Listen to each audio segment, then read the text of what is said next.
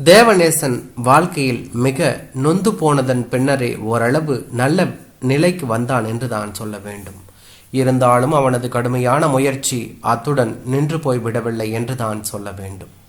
அவனுக்கு ஒரு அழகிய அற்புதமான மனைவியும் 3 பெண் குழந்தைகளும் இருந்தார்கள். அந்த 5 அடங்கிய குடும்பம் ஐக்கியமாகவும் அன்புடனும் வாழ்ந்து வந்தது என்று தான் சொல்ல வேண்டும். ஆனால் தேவநேசனுக்கு மட்டும் அவர்களை சீரும் சிறப்புடனும் வாழ வைக்க முடியவில்லையே என்ற கவலை எப்போதுமே இருந்து கொண்டே இருந்தது என்று தான் சொல்ல வேண்டும். அதனால் அவன் இப்போதை விட இன்னும் கடுமையாக உழைக்க வேண்டும் என்று திட சங்கற்பம் பூண்டு கொண்டான் என்று தான் சொல்ல வேண்டும். அதனால் இரவிலும் பல மணி நேரங்கள் அவன் மேலதிக வருமானத்திற்காக வேலை செய்தான். ஆனால் அவனது சம்பள அளவு திட்டம் இன்னும் குறைந்த நிலையிலேயே இருந்ததால் அவன் எவ்வளவு கடுமையாக உழைத்தும் அது அவன் வருமானத்தில் பெரிய வித்தியாசத்தை காட்டவில்லை என்று தான் சொல்ல வேண்டும்.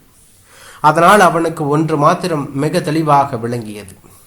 அவன் உயர் வருமானம் பெறும் தொழில் ஒன்றை பெற வேண்டுமாயின் அவனுக்கும் தற்போதைய கல்வி தகைமைகளை உயர்த்தி கொள்ள வேண்டும் என்று நினைத்தான் என்று தான் சொல்ல வேண்டும். அவன் கடுமையாக யோசித்து ஒரு தீர்மானத்திற்கு வந்தான். சனி ஞாயிறு தினங்களில் சந்தைப்படுத்துதல் முகாமைத்துவத்துறை கல்வி நிறுவனத்தில் இணைந்து டிப்ளமோ பயிற்சி நெறியில் கல்வி பயில ஆரம்பித்தான் என்று தான் சொல்ல வேண்டும். ஆனால் அவனது கடுமையான இந்த உழைப்பு அவன் குடும்பத்தில் சில சலசலப்புகளை ஏற்படுத்தியது என்று தான் சொல்ல வேண்டும். அவன் இப்போதெல்லாம் அவன் மனைவி பிள்ளைகளுடன் இருந்து சிரித்து கதைத்து பேசி ஒருவேளை உணவு உண்ட நாளே மறந்து போய்விட்டது என்று தான் சொல்ல வேண்டும். அணிலும் அணில் குழந்தைகளும் போல இருந்த அவர்கள் குடும்பத்தில் கலகலப்பே இல்லாமல் போய்விட்டது. ஒரு நாள் எப்படியோ அவர்கள் எல்லோரும் ஒன்றாக இருந்து சிரித்து பேசி சாப்பிடும் சந்தர்ப்பம் கிடைத்தது. அவன் மனைவியும் பிள்ளைகளும் இப்போது எல்லாம் தேவநேசன் தங்களுடன் கதைத்து பேச கொஞ்ச நேரம் கூட செலவிடுவதில்லை என முறையிட்டார்கள். அதற்கு அவன், நான் ஏன் நாயாக பேயாக உழைக்கிறேன், எல்லாம் உங்களை சந்தோஷமாக வைத்திருக்கத்தானே என்று கூறி அவர்கள் வாயை போத்திவிட்டான். அவன் அப்படி சொன்ன பின்பு அங்கு நீண்ட நேரம் மௌனம் நிலவும். அதில் அவர்களின் சோகம் அப்பிக் கொண்டிருப்பதை அவன் ஒருபோதும் உணர்ந்ததே இல்லை என்று தான் சொல்ல வேண்டும்.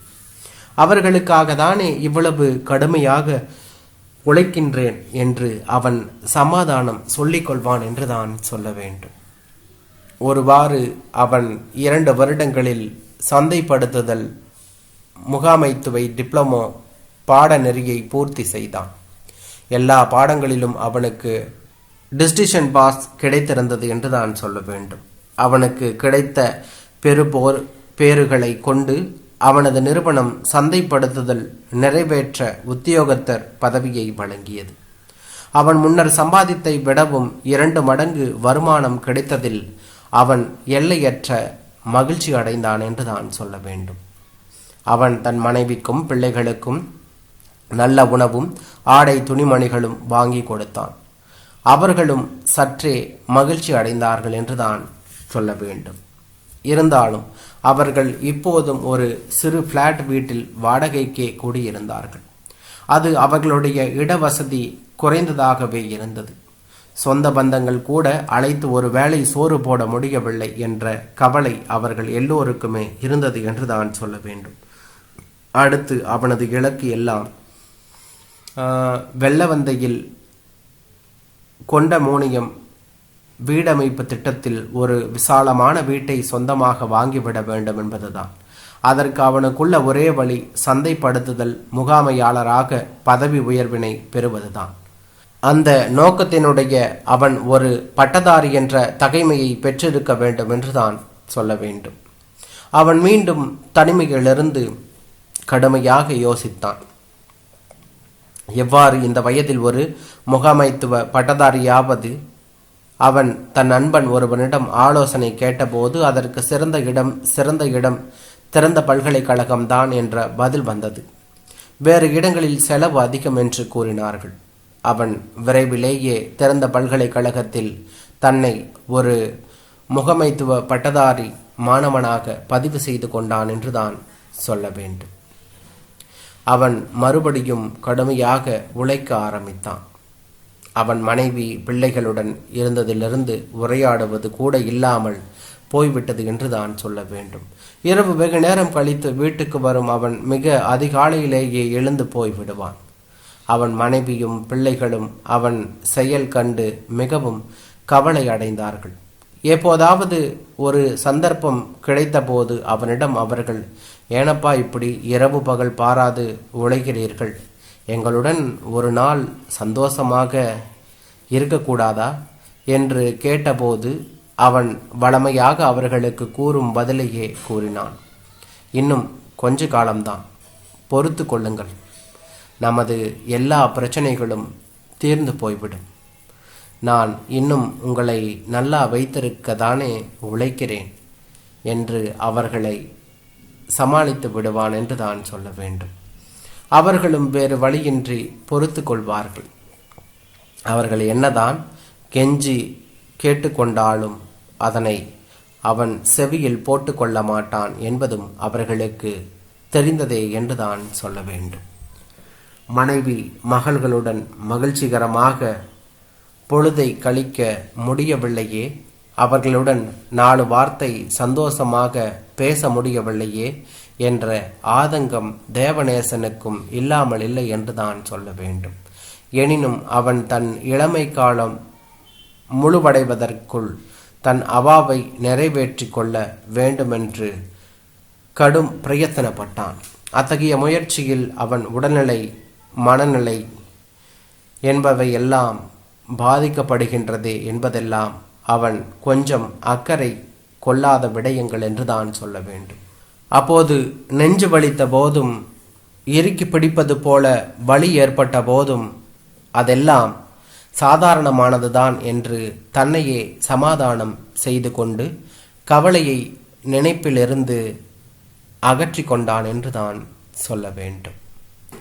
என்றாலும் அவன் கிடைத்த வருமானத்தில் ஒரு குறித்த தொகையை குடும்பத்திற்கு செலவிட்ட போதும் கணிசமான தொகையை வங்கி சேமிப்பு கணக்கில் சேமித்து வந்தான் என்றுதான் சொல்ல வேண்டும். அவனது வருமானம் அதிகரித்த போது மனைவிக்கு வீட்டு வேலைகளில் உதவும் முகமாக பணிப்பெண் ஒரு வழியும் ஏற்பாடு செய்து கொடுத்திருந்தான் என்றுதான் சொல்ல வேண்டும். அவனது வீட்டு விஷயத்தில் மனைவி பிள்ளைகளின் அன்றாட தேவைகளில் எந்த குறைபாடும் ஏற்படாத விதத்தில் பார்த்து கொண்டான் என்றுதான் சொல்ல வேண்டும்.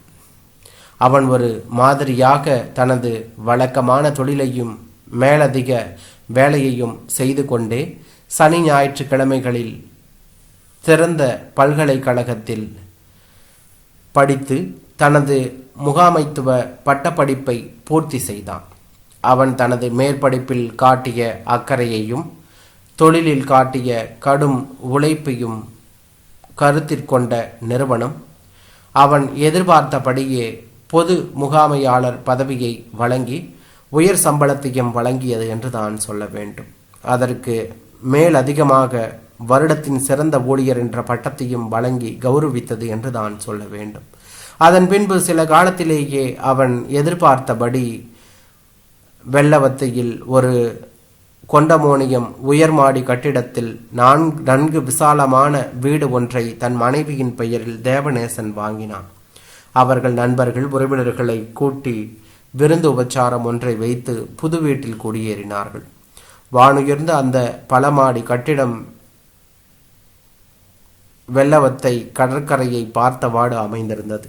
அன்றிரவு சாப்பாட்டு மேசையில் ஒன்று சேர்ந்த தேவநேசன் குடும்பம் மிக மகிழ்ச்சியாக இருந்தது. தன் பிள்ளைகளையும் மனைவியையும் ஒன்றாக பார்த்து கொண்டு தேவநேசன் தான் இனிமேல் எந்த படிப்பையும் தொடர்வதில்லை என்றும் மேலும் பதவி உயர்வுக்காக உழைக்கப் போவதில்லை என்றும் கூடிய நேரத்தை அவர்களுடன் கழிக்கப் போவதாகவும் அறிவித்தான் என்றுதான் சொல்ல வேண்டும். பிள்ளைகள் கைத்தட்டி குதூகலித்தார்கள். ஆனால் அன்று இரவு மகிழ்ச்சியுடன் படுக்கைக்கு போன தேவநேசன் அடுத்த நாள் காலை எழுந்திருக்கவே இல்லை.